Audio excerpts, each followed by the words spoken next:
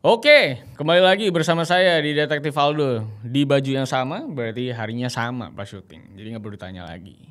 Nah, selagi negara kita yang lagi panas banget suasananya karena masalah politik ya. Mulut gue tadi udah berasap pas syuting video politik ya. Tapi semoga nggak kenapa-napa ya, karena itu kan suara rakyat ya maksud gue ya. Nah tapi sambil kita pantau keadaannya dan senang sekali bahwa people power tuh bisa memenangkan pertandingan di pertandingan kali ini. Semoga nggak ada ronde-ronde berikutnya gitu ya.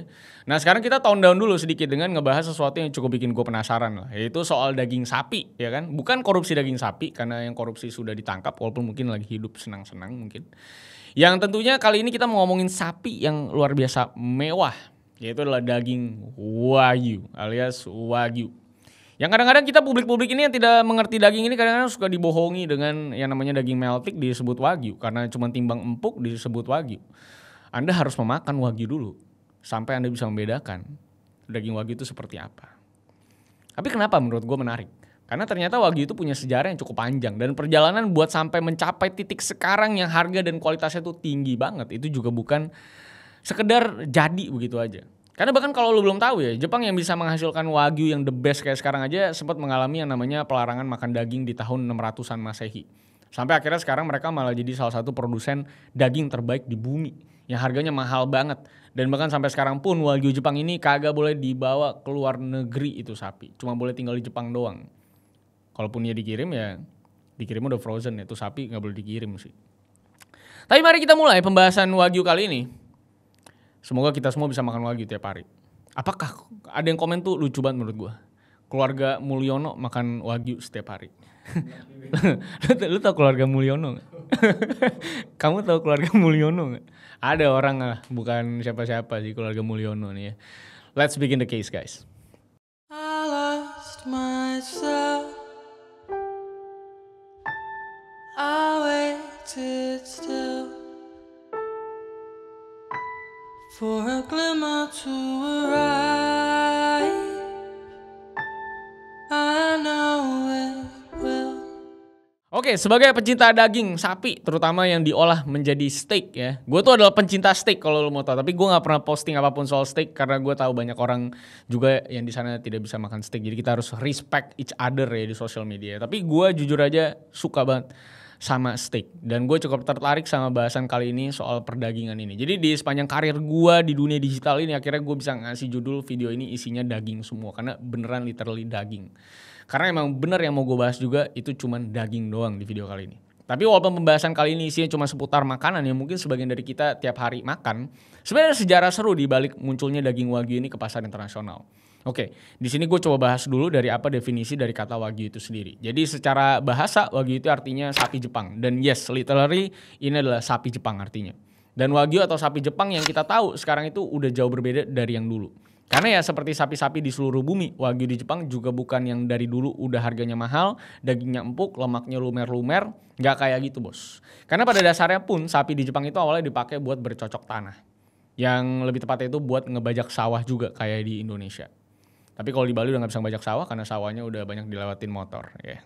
Nah, tapi sebelum sampai ke peruntukannya buat apa, sejarah binatang sapi bisa masuk ke tanah Jepang itu sebenarnya agak simpang siur datanya. Ada yang bilang kalau sapi di Jepang itu semuanya dibawa dari negara tetangga kayak Cina ataupun Korea. Tapi ada juga yang beranggapan kalau sapi di Jepang itu ya Wagyu alias sapi asli Jepang. Tapi gak usah kita pusingin di bagian itu. Karena yang penting itu adalah kenapa bisa jadi seperti sekarang dengan komoditas mahal, besar banget peminatnya juga di seluruh dunia. Jadi seperti yang udah gue bilang di intro, Jepang yang bisa menghasilkan daging sebagus Wagyu itu sempat mengalami yang namanya pelarangan makan daging di sekitar abad ke-7. Jadi karena di masa Kaisar Tenmu itu ajaran Buddha udah mulai tersebar di Jepang, Kaisar Jepang ke-40 ini bikin peraturan atau dekret soal pelarangan makan daging. Dan ya udah jelas, sapi juga jadi salah satu binatang yang dilarang buat disembelih buat kebutuhan konsumsi. Tapi walaupun dilarang buat dikonsumsi, bukan berarti binatang yang satu ini nggak punya kegunaan di kehidupan orang Jepang sehari-hari. Karena kayak di film-film atau lukisan-lukisan Cina, di Jepang juga sapi itu dipakai buat ngebajak sawah. Buat ngebantu nyuburin tanah, buat narik gerobak, dan pokoknya yang jadi fungsi utama sapi di masa itu adalah tenaganya sebagai hewan pekerja. Dan ini juga terus berlangsung sampai ke zaman Edo di tahun 1800-an, di mana sapi itu ya cuma jadi hewan yang ngebantu manusia dalam urusan agrikultur, kehutanan, penambangan, dan juga transportasi. Jadi di tahun segitu tuh belum ada tuh kata-kata gyunyu alias susu sapi. Karena ya orang Jepang pada saat itu belum tahu kalau susu sapi itu bisa dikonsumsi. Dan yang penting sapi itu harus nurut sama kuat aja fisiknya, gitu kira-kira sapi di mata mereka, orang Jepang pada kala itu. Sampai akhirnya di tahun 1800-an pertengahan itu udah mulai ada bibit-bibit dari Wagyu masa kini yang sekarang kita sebut sebagai Japanese Black Cattle. Dan sapi yang sekarang jadi jenis utama Wagyu di masa sekarang ini juga datang dari nenek moyang sapi yang emang top of the top di zaman Edo. Jadi kayak yang gue bilang tadi, ini sapi-sapi yang jadi Wagyu itu turunan dari sapi-sapi papan atas di zaman Edo. Lu bayangin saking hierarkialnya Jepang pada saat itu, sapi aja ada hierarkinya coy. Ada jejak sejarahnya. Dan singkat cerita, di tahun 1860-an itu Jepang mulai terbuka sama bangsa barat. Mulai banyak pelaut asing yang datang ke Jepang dan mulailah ada asimilasi antara banyak budaya. Jadi kayak ilustrasi yang bisa lu lihat sekarang, bisa dilihat kalau orang-orang Jepang di Yokohama pada saat itu berdagang sama orang-orang barat. Sekitar 20 tahun kemudian, secara tiba-tiba Kaisar Meiji yang menjabat waktu itu ngasih tahu ke masyarakat Jepang kalau dia udah mencoba buat makan daging. Dan waktu itu Kekaisaran Meiji juga memang mau mengadopsi budaya makanan barat yang apa-apa daging gitu. Dan selain karena budaya juga, Jepang itu emang melakukan hal itu buat masalah politik. Karena kalau ada makan-makan sama pemerintah barat kan gak mungkin mereka ngasih makan sayur-sayuran doang. Gak cocok. Makanya lu lihat banyak fusion makanan Jepang kayak makanan Italia dan segala macam tuh ada di Jepang. Dan singkat cerita, di tahun 91 akhirnya Jepang itu membuka diri lebih lagi di negosiasi Uruguay Round dengan mengizinkan impor daging dari luar negeri. Dan dari sinilah akhirnya terjadi yang namanya kawin silang antara sapi-sapi barat sama sapi-sapi asli Jepang. Makanya sekarang pun kebanyakan sapi di Jepang itu udah hasil kawin silang dan bukan pure asal Jepang lagi. Dan dengan terus berjalannya permintaan akan daging sapi, akhirnya mulai terjadilah pengembangan komunitas sapi ini di beberapa daerah yang ada di Jepang. Makanya sekarang ada 4 tipe sapi yang kita kenal. Dari mulai Japanese Black Cattle yang gue udah sebutin tadi, terus ada Japanese Brown Cattle, Japanese Shorthorn, dan juga Japanese Poult. Nah terus kalau udah tahu soal sejarah panjang lebar kayak gitu, pertanyaannya sekarang kan kenapa itu sapi, harga dagingnya tuh bisa benar-benar selangit. Jadi seiring berjalannya waktu, kan daging sapi itu makin banyak peminatnya di Jepang. Sedangkan secara geografis, Jepang itu sama sekali nggak suitable buat membudidayakan sapi dalam jumlah banyak. Karena seperti yang ada di pelajaran geografi SMA kita, tanah dari negara Jepang itu kebanyakan diisi sawah, bebatuan, dan juga perkotaan. Jadi memang lahan savana atau padang rumputnya itu kecil banget hitungannya. Sedangkan kalau lu lihat ke negara barat kayak Amerika ataupun Australia, itu padang rumput tuh bener-bener gede seada-adanya ya. Dan peternak-peternak sapi di sana itu kasarnya cuman butuh sapi pastinya. Dan juga butuh padang rumput yang luas gak karuan dan juga beberapa anjing supaya itu sapi gak ada yang hilang ataupun nyasar pas pulang. Makanya karena proses pengembangan biakan dan perawatan sapi di Jepang itu gak bisa sesimpel itu, akhirnya mereka jual itu bukan kuantitas lagi kayak yang ada di Amerika ataupun Australia. Tapi yang mereka jual itu pure kualitas dan keunikan dari daging-daging yang mereka produksi dalam kuantitas terbatas. Jadi kalau kita lihat ke Amerika ataupun Australia, biasanya kan daging yang mereka jadikan steak buat makanan sehari-hari itu gede-gede banget ukurannya. Dan udah jelas dagingnya itu juga udah jadi makanan utamanya, gak usah pakai apa-apa lagi. Sedangkan kalau di Jepang, mungkin lo yang pernah kesana atau suka nontonin makanan-makanan Jepang pasti tahu kalau biasanya porsi-porsi steak Wagyu di Jepang itu gak gede-gede banget. Dan dimakannya bahkan itu juga pasti sama nasi ataupun nasi goreng.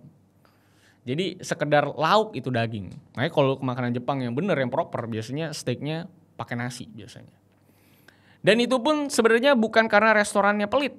Tapi karena memang kalaupun lu kaya banget dan mampu buat beli 1 kilo daging Wagyu Jepang, tetap aja lu gak bakal tahan makan itu semua. Karena pasti enak banget coy. Sama minyak dan lemaknya. Mungkin anggapannya sama kayak lu makan sate kambing yang ada lemaknya. Kan beda tuh rasanya sama kalau lu makan daging doang gitu kan. Lebih light lah berasa di mulut. Makanya biasa pakai wasabi dan kawan-kawan lah. Biar gak enak-enak banget kalau makan Wagyu ya. Nah, tapi walaupun gue bilang itu daging bisa bikin enak karena lemaknya, sebenarnya di saat yang bersamaan pun lemaknya yang bikin enak itulah yang justru jadi daya jual daging Wagyu ini. Tapi di sini coba lu buang jauh-jauh dulu pikiran lu tentang lemak-lemak yang biasanya ada di daging sengkel ya. Bukan karena daging sengkel gak enak, tapi karena ini emang beda tujuan masaknya aja gitu. Karena memang lemak dari Wagyu sendiri itu juga beda dari lemak daging sapi lain. Yang dimana lemak tak jenuh di dalam dagingnya itu lebih banyak dari lemak daging lain. Yang akhirnya bikin lemak di Wagyu ini lebih gampang meleleh dan cenderung lebih sehat. Dan by the way, lemak-lemak di antara dagingnya inilah yang bikin dagingnya lebih empuk. Karena lemaknya ini bikin seakan-akan dagingnya itu lebih terpisah gitu kasarnya. Nah, dari lemak yang orang-orang bilang meleleh di mulut inilah yang bikin harganya jadi selangit. Karena memang grade-grade Wagyu itu dilihat dari jumlah daging yang bisa diambil dari satu ekor sapi. Dan juga dari lemaknya yang biasa disebut marbling. Karena kayak marmer gitu. Jadi semakin bagus marblingnya, semakin banyak lemaknya, bakal semakin tinggi grade-nya. Dari mulai C1, C2, C3 sampai yang paling mahalnya itu ada di grade A5 yang lemaknya benar-benar banyak banget dan dagingnya empuk banget. Yang kalau taruh di suhu ruangan itu daging beneran bisa meleleh, Jack. Terus dari segala kemewahan yang daging ini sediakan, sebenarnya harganya berapa sih? Oke, ini gue coba liatin beberapa harga Wagyu A5 mentah yang ada di marketplace Indonesia. Jadi bisa lo lihat sendiri nih harga-harganya yang bisa gue tunjukin dan gue tidak disponsorin ya. Jadi kalau kesebut atau ke-mention atau kelihatan ya itu mah komplimen. Nih, Wagyu Kobe yang gue temuin aja per 490 gram itu harganya udah 1,3 juta rupiah. Ada yang 1,5 juta, ada yang 1,2 juta. Pokoknya udah mahal banget lah harganya. Dan kalau lu mau tahu harga satu ekornya, harganya itu bisa sampai 30.000 US dollar dan itu dilelang biasanya. Atau mau setengah M lah lu bayangin tuh untuk beli sapi ya. Biasa daging buat lebaran aja satu ekornya paling mahal-mahalnya puluhan udah bisa buat satu kampung ya. Ini mau 500 juta coy satu ekornya. Kecuali sapi yang dibeli sama Irfan Hakim. Itu mahal juga ya. Nah, tapi masalahnya di sini adalah walaupun harga jualnya itu udah mahal banget dan kayak bakal selalu dapat untung gede banget, sebenarnya industri ini juga tidak semudah itu. Karena kalau kita lihat lagi ke proses perawatannya, sapi yang satu ini tuh benar-benar ribet banget dan butuh biaya besar banget buat sampai bisa dipotong jadi daging yang siap masak. Mungkin kalian sering dengar rumor-rumor kalau Wagyu ini tuh dikasih minum sake lah, dikasih minum bir lah, tapi sebenarnya nggak sampai segitunya juga. Ada beberapa tapi nggak semuanya. Karena yang sebenarnya yang bikin mahal itu adalah kondisi geografis Jepang tadi yang isinya banyak bebatuan. Makanya buat mencukupi kebutuhan pangannya pun Jepang harus ngimpor bahan pakan sapi Wagyu di sana itu dari luar negeri. Dan pastinya nambah kos lagi. Apalagi kalau impor juga kan harus yang terbaik juga buat menghindari penyakit dari luar negeri gitu. Udah gitu nggak sampai situ doang, sapi-sapi Wagyu ini juga melalui beberapa proses. Dari mulai lahirnya itu di peternak khusus breeding, udah gitu kalau udah sampai umur 3-10 bulan, sapi-sapi ini bakal dioper lagi ke peternak fattening, alias peternak yang khusus buat bikin si sapi ini gendut dan berlemak. Dan proses penggendutan sapi ini juga butuh waktu lama sampai umur sapinya 30 bulan. Sampai akhirnya dipotong sama kang potongnya. Dan jangan lupa juga ya, walaupun rumor-rumor soal sapi Wagyu yang dikasih minum bir itu beredar di luas internet gitu ya. Sebenarnya yang mayoritas dan wajarnya dilakukan sama para peternak ini tuh cuman bikin lingkungan peternakannya tuh yang nyaman sebenarnya buat si sapi-sapi ini. Supaya sapi-sapi ini tuh tidak stres dan akhirnya bisa menghasilkan daging yang mahal kualitasnya gitu. Terus kalau udah kayak gitu ya, kenapa sampai sekarang Wagyu yang ada di Amerika atau Australia itu beda sama yang ada di Jepang? Dan kalau kita melipir sedikit ke Korea, juga daging Hanwoo, mereka itu juga tetap beda sama yang namanya daging Wagyu Jepang. Dan jawabannya itu karena Jepang sama sekali nggak ngebolehin yang namanya ekspor sapi Wagyu secara hidup-hidup. Jadi kalau ada daging Wagyu Jepang yang kita beli misalnya di Jakarta, di Australia ataupun di Amerika, nah itu semua hasil import dari Jepang dan semuanya udah dalam keadaan frozen atau beku. Jadi sama sekali gak ada yang namanya sapi Wagyu hidup di luar Jepang. Ya sebenarnya bukan gak ada, pasti ada aja karena dari puluhan tahun yang lalu pun udah banyak penyelundupan sapi Wagyu keluar Jepang. Dan bahkan gak cuma sapinya doang, sperma sama sel telur sapi yang udah matang juga ikutan dicolong untuk dibawa ke luar negeri gitu ya, untuk di breeding di luar negeri untuk dapat cuan gitu ya. Dan udah jelas Jepang juga sangat menyadari kasus ini. Makanya mereka juga punya aturan kalau sampai ada yang ketangkep menyelundupi gen Wagyu Jepang ke luar negeri, hukumannya itu bisa sampai 10 tahun penjara dan juga denda 10 juta yen buat individu dan sampai 300 juta yen buat sindikat ataupun bisnis gelap. Karena ini adalah bagian dari kultur mereka yang mereka mesti jaga.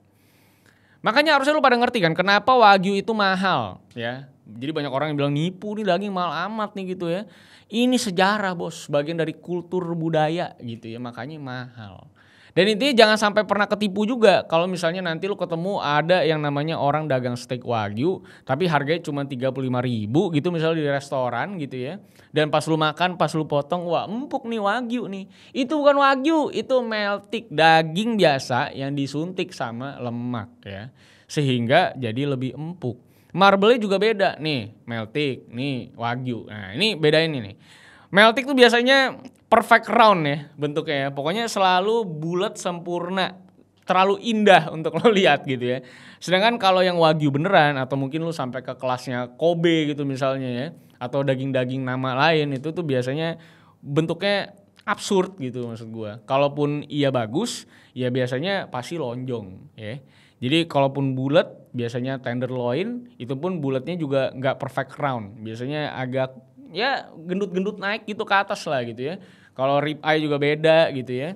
si sirloin lah biasanya paling rapi. Nah itu nggak pernah lo temukan kalau di daging meltik. Meltik tuh selalu perfect kondisi bentuknya dan itu dia, itu adalah empuk yang semu. Gue bukan melarang lu untuk tidak boleh memakan meltik. Tentunya gue zaman dulu belum ngerti steak, gue juga makannya meltik. Gue pikir ini daging empuk banget sob, terus murah anjing. Tapi pas gue cari-cari sebenarnya itu bisa dikatakan kayak apa ya, kayak ilusi mungkin gitu ya. Sebenarnya tidak empuk beneran, tapi itu disuntikan lemak. Dan rasa kenyangnya sih gue ngerasa berbeda ya. Sama lu bener-bener makan daging beneran yang ada teksturnya gitu. Tapi again, semuanya masalah selera.